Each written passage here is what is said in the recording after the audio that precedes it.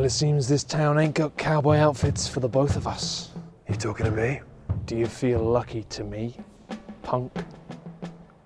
Are Are you looking at me for luck, punk?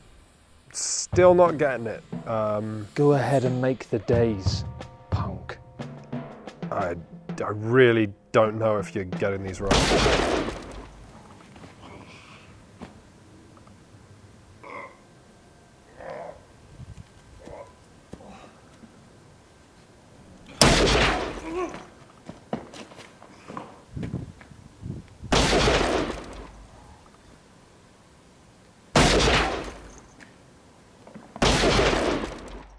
Hello! Today we are looking at F*** 'em Up. Jesus, it's Flick 'em Up! That does make a lot more sense.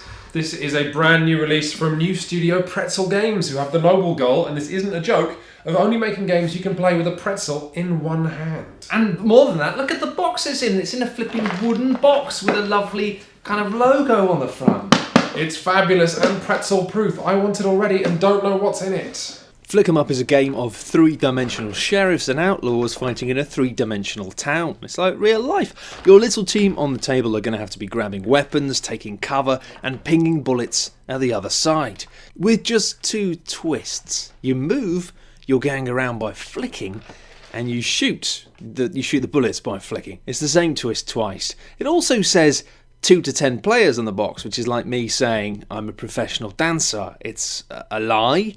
And if you ask me to prove it, no one's going to have fun. Flick 'em Up is really for 2 players, maybe 4, maybe 6 at a push. So, you've set up one of the game's increasingly complicated scenarios. You've got your pretzel in one hand, and you've sent 8 of your 9 friends that you invited over home again. I don't, Matt, See you later, Matt, friends. I don't even have my coat. You have to give me my... It's effectively a 2-player game, so see you later. Seriously, Matt. So, here's how Flick 'em Up works. You've got your team of men with their little hats, and they are all men. We've got women coming in Flick 'em Up's first expansion, Stallion Canyon, and you're going to pick a guy to activate, and then you're going to do 2 actions, and that can be a move and a move and a shoot and a shoot, shoot and a move. Basically, it's moving and shooting. To move, you take a disc, you replace the man with it, and then you flick it, and then that's where you've ended up. But annoyingly, if it collides with anything at all, that's a failed move.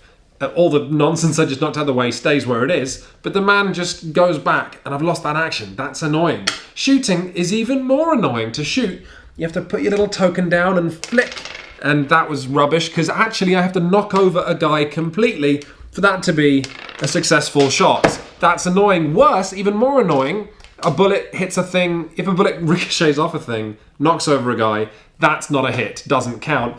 And even more annoyingly, friendly fire is on, so if I accidentally knock over one of my friends, they lose a heart and take 1 damage. You didn't knock over anything, Quinns. Yeah, I really hoped I would in this take, but I didn't because the game's annoying. And most annoying of all is that you can't flick with your thumb, building up pressure and then releasing. You simply have to flick out the way like this. And the manual specifically says this is because you have less power and control that way. It's more annoying, in other words. Flick 'em Up is a game of things not quite doing what you want. It's a game of trying to hide behind a barrel and falling short and ending up in the open. It's a game of trying to knock the teeth out of someone's mouth and a bullet ending up wedged behind a sofa cushion. It's insufferable. Which is exactly the point. You want a skill-based game to be tricky and maybe just a little bit obnoxious sometimes, because it means that when somebody fails, you laugh because you expected them to fail. But when they actually succeed, that's impressive.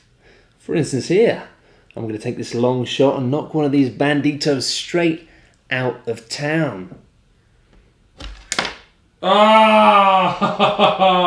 And you see, regardless of whether or not you do it, somebody is going to be smiling. And in this case, it's me, not you. I cannot believe you did that. I'm so good. And that's it. Flick 'em Up is simple. It's kind of the definition of a deceptively simple game, because that is it. And you know, there's lots of games that are simple, lots of games that are simple enough that anyone can play them, but Flick 'em Up is demonstratively simple in a way that anyone can see people playing it and they know how to play. There aren't any more rules than what they've seen, which means anyone can watch on the edge and go, oh, I want to have a go at that. And then they can have a go on it and they'll have a good time. And there is more to it than that.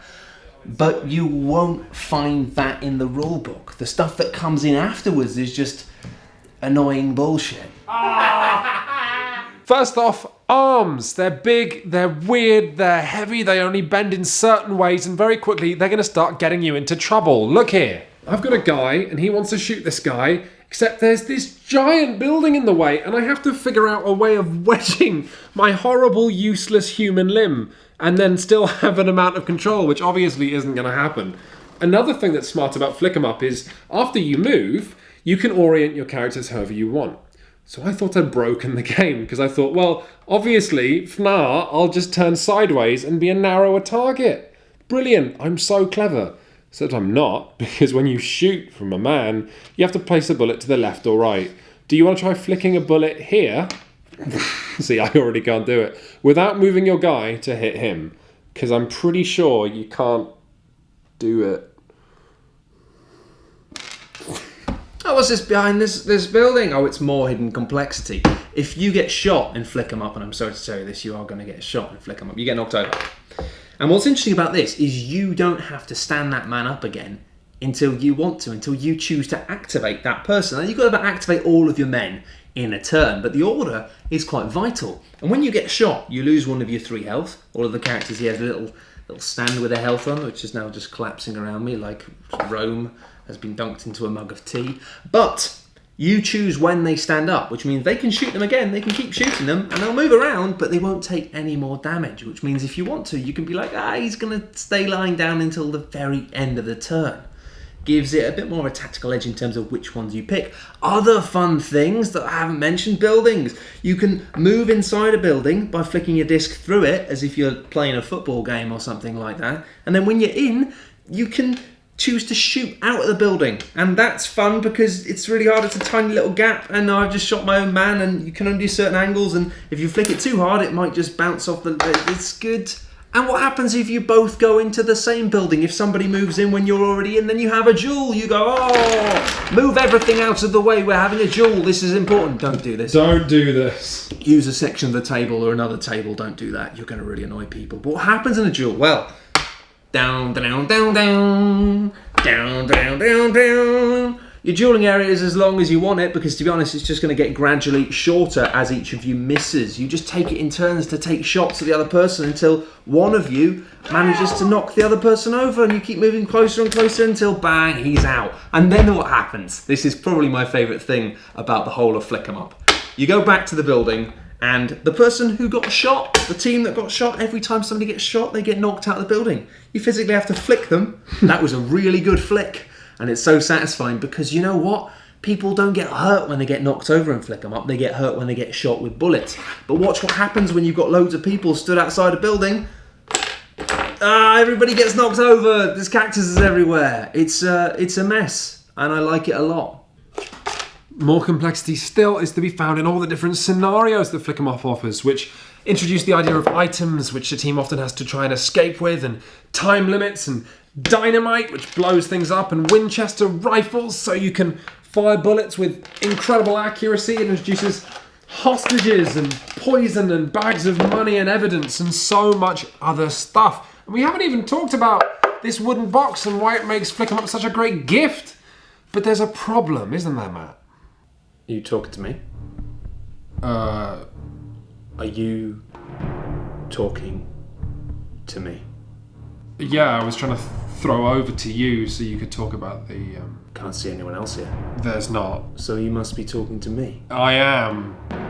Oh, sorry. Yes, there's a problem, and it's that Flick 'em Up scenarios are rubbish, which is strange in a game that's had so much care and attention poured into it. You have these scenarios that are quite routinely a bit unbalanced, but worse than that, often end because of time limits. You get to 12, the clock goes bong 12 times, it's over. There's no finale, there's no showdown. And it means a lot of the time you just know this. You spend the last third of the game aware that all of this macho posturing and senseless violence is just pointless because it's already bad. Everything's already bad and there's nothing you can do. And that was great in Clint Eastwood's Unforgiven, but it's not exactly what you want in a light family game. So, in what is a first for us, Shut Up and Sit Down recommends Flick 'em Up. It's silly, it's fun, it's smart, but we only recommend it if you invent your own scenarios instead of using the ones in the box. And that's easier than it seems. Your first simple option is to create a totally symmetrical scenario out of all the stuff you get in the box. Look, here's one I made earlier. And then just play until there's one side left standing in the style of the X-Wing miniatures game. While Matt and I were setting up, we were telling each other, this is exciting. We can have power-ups in the buildings, it's collaborative, and even this becomes part of the game. But if you do like the thematic missions and the asymmetry that's in the scenario book, take inspiration from it and just use the universal, fair and simple cake cutting procedure. Have one player design a scenario and have the other player decide whether they want to be the good guys or the bad guys. What's that about cake cutting universe? If you've got a cake and you want to split it between two people, you just let one player cut it and the other player chooses which piece they want, because then both players are incentivized towards fairness. Yeah, but if you had a cake, why would you share it with anyone else? I have no idea. But Quinns, there's a problem. Why would you buy this game when you could buy the Catacombs? Ah, it's a great problem. Let's work it out.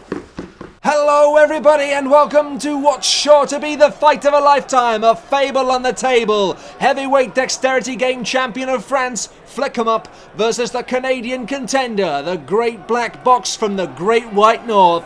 It's Catacombs! That's right, Matt. If these boxes could talk, you can only imagine what they'd be saying. I'm better than you, I don't like you very much, just reprehensible trash talking. I thought this sport was better than that, but I just don't know anymore. What sport was that? Oh, hang on, it looks like the first round will be which has the better box.